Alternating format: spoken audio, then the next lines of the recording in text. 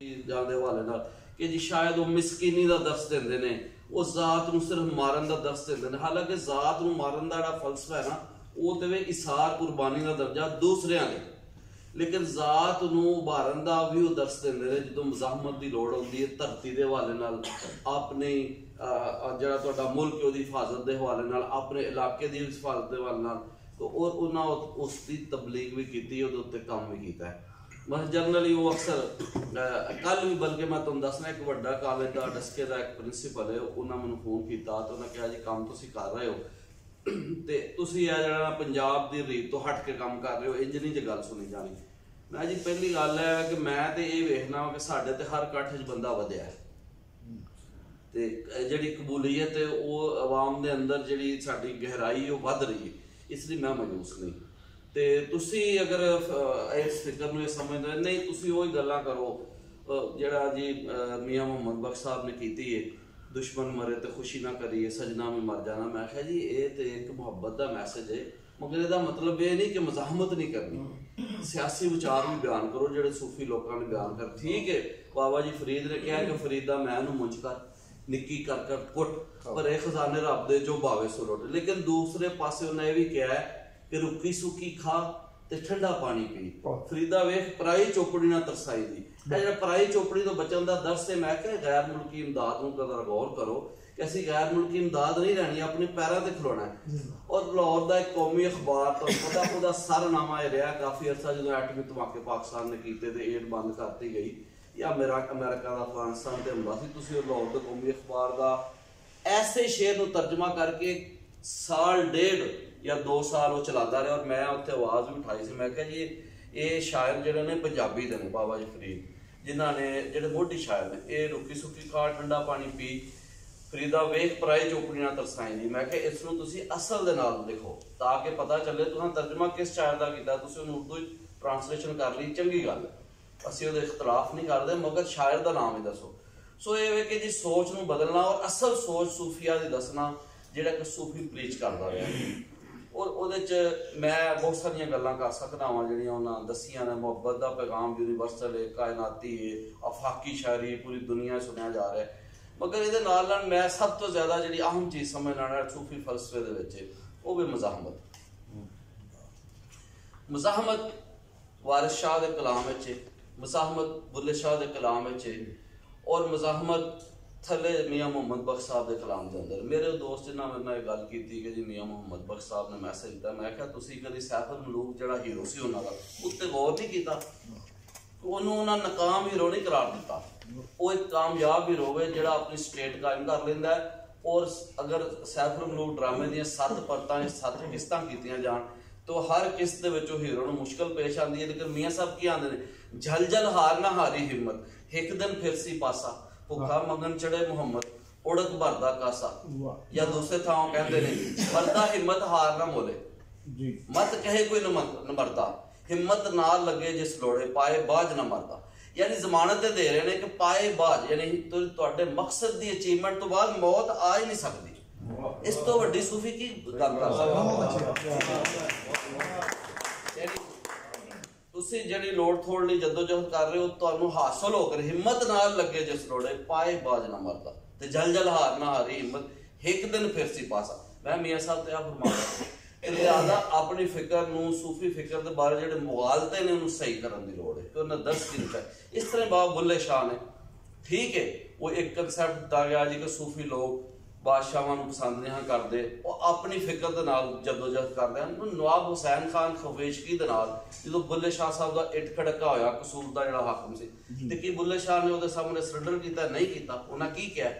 अज आइन और दस्तूर की गल की जाती है, 73 का आइन, 56 का आइन, 62 का आइन तो असीं मनदे नहीं ना जी, वो तो एक आमर का आइन सी। 73 का आइन, 56 का आइन जी एक इज्तमाही शऊर की तरफ अगर गल की जाए असैम्बली ने पास किया ते आइन और दस्तूर की अमलदारी की तुसीं गल करदे, बुल्ले शाह उत्ते खलोता है। सैयद बुल्ले शाह की कहते हैं कि कसूर बेदस्तूर, उत्थे जाना बनया जरूर, ना कोई पुन ना कोई दान है ना कोई लाग दस्तूर। ठीक है ना जी, यह जिहड़ा लाग दस्तूर दी उन्हां गल दस्तूर कसूर नूं दस्तूर दे रहे हैं। तो मैं फिर अज पुछना ना जो बुल्ले शाह ने मज़ाहमत की नवाब हुसैन खान खुवैशगी ਨੂੰ शायद तारीख चंद बंदे जानते होंगे, मगर कसूर का जो ना होंगे कि निस्बत नाल होंदा बुल्ले शाह की निस्बत नाल, यानी बुल्ले शाह अमर होया मुजामत दे नाल। इसलिए मैं सूफी फिक्र नूं समाज लई और खसूसन पंजाबी वसेब लई बहुत ज्यादा अत जरूरी करार देना, और अज ये बड़ी लोड़ है। मगर सही फिक्र पेश की जी सूफी ने पेश की है, ना कि एक ही जगह पर रखा जाए और खास तरह का जो माहौल खानकावां दे अंदर बाज लुटमार करने वाले पीरां ने जड़ा कर दिता, जिन्होंने बुल्ले शाह खुद ही फरमाया कि पढ़ पढ़ शायख मशायख होया, उल्टे मसले घरों बनाए, बे इल्मां नूं लुट लुट खावे, ते मुल्ला ते मिशाल ची दोहां इक्को चित, लोकां करदे चानना आप हनेरे ने। लेकिन इत्थे भी कंसैप्ट ये नहीं कि इलम के खिलाफ, वो तो आंदे ने आलम फाजल मेरे भाई, पा पढ़िया मेरी अकल गवाई, देवे इश्क हुलारे ता मैं दसना, मैं पाप पढ़िया तो नसना, मैं पाप पढ़िया तो नसना। मतलब इलम के खिलाफ नहीं या आलमा के खिलाफ नहीं, आंदे ने मैं पाप पढ़िया के खिलाफ हाँ, जिहड़े गलत प्रीचिंग कर रहे हैं, और वो पीर डब्बे पीरां के खिलाफ ने जिहड़े खानकावां दे अंदर घुस बैठे ने। ते देखो बुल्ले शाह साहब की जिहड़ी अज भी जिहड़ी उन्हां दी फॉलोइंग मौजूद है, वो कोई हाकम सन, उन्हां दे हत्थे तलवार सी, मगर मजामत उन्हें की अपने वसेब के खिलाफ भी और अपने हाकम के खिलाफ, कसूर बेदस्तूर और दस्तूर दिता उन्हें, और अज उन्होंने फॉलोइंग मौजूद है उन्होंने। इस तरह ही बाकी शायर ने उन्होंने लिखा, और अपनी धरती के वाल जी उन्हें फिक्र पेश की। मसला उन्हें लिखा ना जी, जो दरखुल्ला शरदाब का बुरा हाल होया पंजाब का, जो अपनी अपनी पै गई धी मां लुट के लै गई, उल्टे होर जमाने आए, कां लगड़ा मारन लगे, तो चिड़ियां झुबरे खाए। तो वो जी फिक्र सी एट दैट टाइम, उन्होंने धरती के वाल उन्होंने जी सोच सी लोगों ने दसिया कि भाई मुजामत करो। और इससे उस उन्होंने हम असर एक होर शायर सन अली हैदर मुल्तानी, उन्होंने होर खोल के गल की, अहमद शाह अब्दाली के हमलियां की मजम्मत की, नादर शाह के हमलियां की मजम्मत की, बकायदा ना लैके मजम्मत की। तो उन्होंने लिखा कि बेबी जहर नहीं जो खा मरन, कुछ शर्म नहीं हिंदुस्तानियां, क्या हया इन्हां राजियां नूं, कुछ लज नहीं तुरानियां, भैड़े भर भर देवन खजाने, फारसियां खुरासानियां, इके थां खा कटारी मर वंजो जो सिखो न मार ईरानियां। मतलब बैरूनी हमलावरां दे खिलाफ जिहड़ी मजामत है, वो बुल्ले शाह भी कह रहा है, अली हैदर मुल्तानी सैयद अली हैदर मुल्तानी भी कह रहे हैं, और सैयद वारिस शाह भी इहदे वाली गल करते हैं। वो कहते हैं जो लाहौर के उत्ते हमला सी अहमद शाह अब्दाली का, तो वो जिहड़ा हाकम वक्त सी वो नस गया शाहनवाज, उन्हें बुल्ले शाह ने और वारिस शाह ने बकायदा हीर दे अंदर उसदा जिक्र किया। वो क्या कि वारिस शाह लूमड़ा वांग नसे जिहड़े सोने शेरां दे रंग आए, ठीक है ना जी, ये लूमड़ा वांग नस गए ने, इन्हां दा काम ते लड़ना सी। फिर अपने बारे च कहंदे ने, और एक बाद मरखीन लिखते हैं कि उस टाइम वो हमलावरां दे खिलाफ उस जंग दे विच शरीक भी सन, ते शरीक सन या नहीं दोनों शक्लां ते उन्हां दा शेर काबिल गौर है। वारिस शाह अली दे वांग लड़दा, जिहड़ा ज़ात दे विच जुल्फकार आहा कि मैं अली तरह जंग लड़ रहा, और मैं हजरत अली दी जिहड़ी तलवार सी जुल्फकार रज़ी अल्लाह तआला। अच्छा, वो मैं गल सारा हवाला इस वास्ते देना चाह रहा कि सूफी फिक्र नूं वसेब दी बहुत ज्यादा जरूरत है, ताकि असी क्योंकि लोगों की फॉलोइंग मौजूद है। देखो ना, हज़ारां लखां लोग विजिटर ने, उस दे उत्ते भी लोग हाजिर होंदे ने, और बहुत ज्यादा जिहड़ा ना फॉलोइंग है उन्हां दी। मगर उस फिक्र नूं ਉਹਦੀ अपनी असल ਦੇ ਨਾਲ ਬਿਆਨ ਕੀਤਾ ਜਾਏ, ਜਿਹੜੀ कि मज़ाहमत ਦੇ ਉੱਤੇ मबनी है।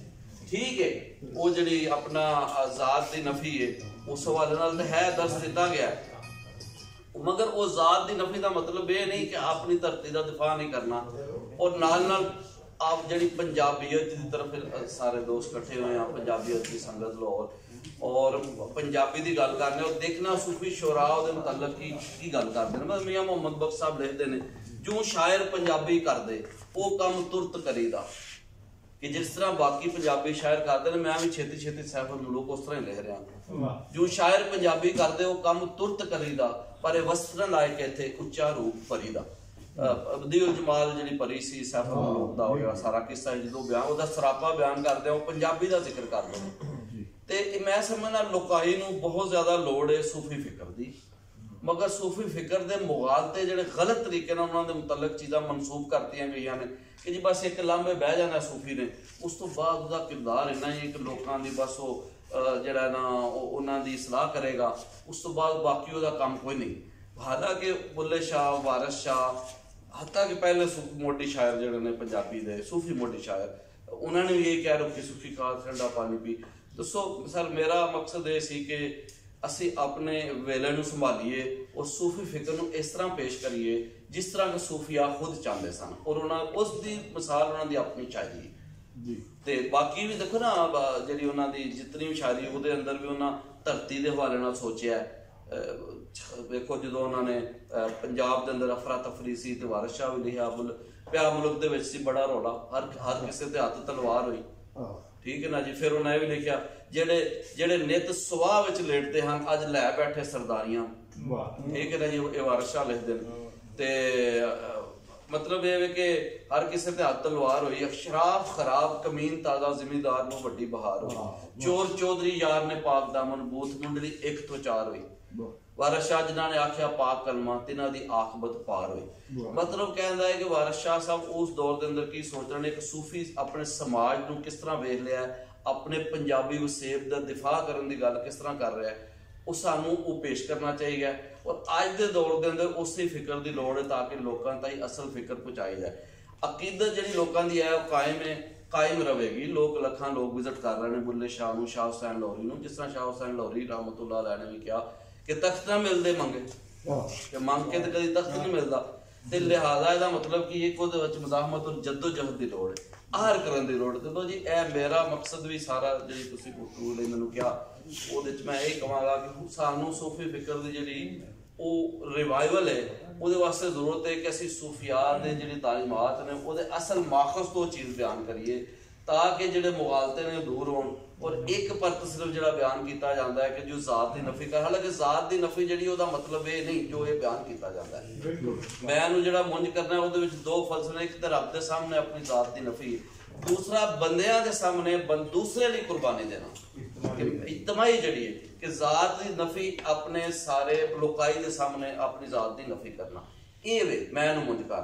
ਲੇਕਿਨ ਜਿੱਥੇ ਬਰੂਨੀ ਹਮਲਾਵਰ ਆਏਗਾ ਉੱਥੇ ਇਹ ਫਲਸਫਾ, ਇਹ ਫਿਕਰ, ਇਹ ਵਿਚਾਰ ਸਾਹਮਣੇ ਆਉਣਗੇ ਕਿ ਆਪਣਾ ਰੁੱਖੀ ਸੁੱਖੀ ਖਾ ਤੇ ਠੰਡਾ ਪਾਣੀ ਪੀ, ਫਰੀਦਾ ਵੇਖ ਪਰਾਈ ਚੋਪੜੀ ਨਾ ਤਰਸਾਈ ਜੀ। ਤੇ ਲੋ ਜੀ, ਇਹ ਮੇਰੀ ਗੱਲਬਾਤ ਸੀ ਮੁਕਤਸਰ ਦੀ। ਤੇ ਮਤਲਬ ਮੇਰਾ ਮਕਸਦ ਇਹ ਸੀ ਕਿ ਸੂਫੀ ਫਿਕਰ ਨੂੰ ਉਹਦੇ ਅਸਲ ਮਾਖਜ਼ ਤੋਂ ਬਿਆਨ ਕੀਤਾ ਜਾਏ ਔਰ ਅੱਜ ਦੇ ਵਸੇਬ ਨੂੰ ਇਹਦੀ ਅੱਤ ਜ਼ਰੂਰਤ ਹੈ, ਬਹੁਤ ਜ਼ਿਆਦਾ ਲੋੜ ਹੈ।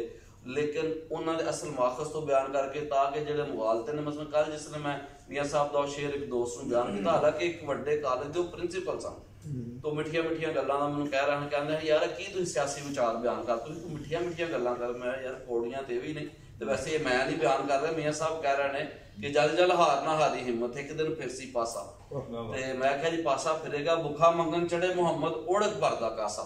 ਲਿਹਾਜ਼ਾ ਸਾਡਾ ਨਜ਼ਰੀਆ ਹੈ ਕਿ ਅਸੀਂ ਆਪਣੀ ਜੱਦੋ-ਜਹਿਦ ਦੇ ਵਿੱਚ ਕਾਮਯਾਬ ਹੋਵਾਂਗੇ ਤੇ ਇੰਸ਼ਾਅੱਲਾਹ ਤਾਲਾ ਪੰਜਾਬੀ ਆਪਣਾ ਹੱਕ ਮਿਲੇਗਾ। ਪੰਜਾਬੀਆਂ ਨੂੰ ਪਾਕਿਸਤਾਨ ਦੀ ਸਭ ਤੋਂ ਵੱਡੀ ਜ਼ੁਬਾਨ ਹੈ, ਪਰ ਮੈਂ ਤਾਂ ਅਕਸਰ ਕਹਿਣਾ ਹੁੰਦਾ ਦੁਨੀਆ ਦੀ 5 ਵੱਡੀਆਂ ਜ਼ੁਬਾਨਾਂ 'ਚ ਸ਼ਾਮਲ ਹੈ। ਤੇ ਇਸ ਲਈ ਇਹ ਕੋਈ ਇਲਾਕਾਈ ਜ਼ੁਬਾਨ ਨਹੀਂ, ਇਹ ਬੈਨ ਅਲ-ਅਕਵਾਮੀ